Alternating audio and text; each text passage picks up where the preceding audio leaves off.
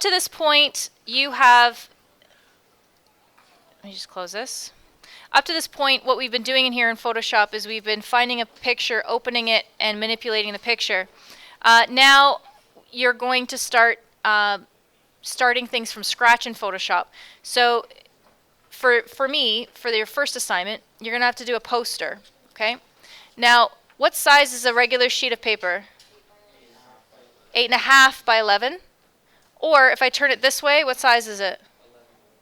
11 by 8.5.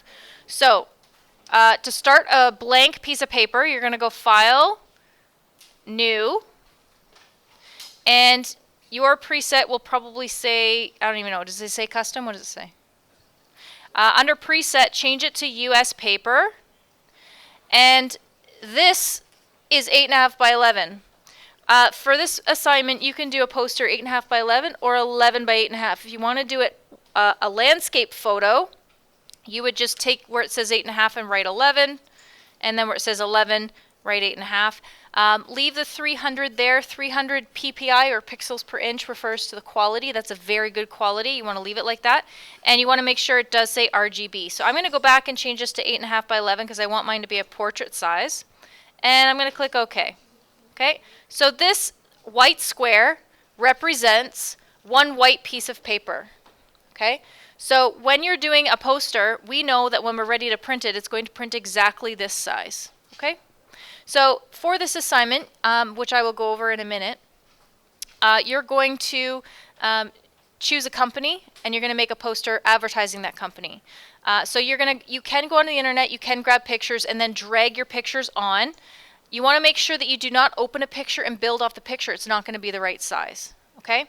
Now down here, I'm just going to close my window just a little bit so you can see here. This button right here that's next to the trash can by your layer menu, that is called your new layer. If you just hover over top of it, it does tell you what it is. It'll say create a new layer.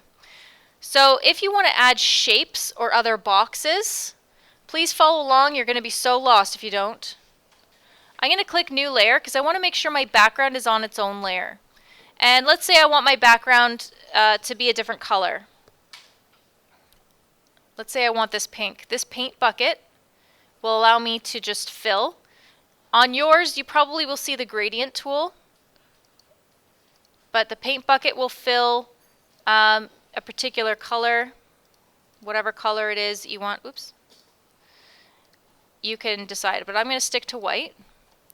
And then on this other layer, let's say I want a box. So under your move tool is what's called the marquee tool, and I can draw a box, and using my paint bucket tool I can fill it. Okay, now the reason we put it on its own layer is because now I can take it and I can move it.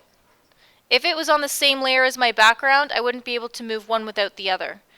I can also resize or reshape any way I want with this box.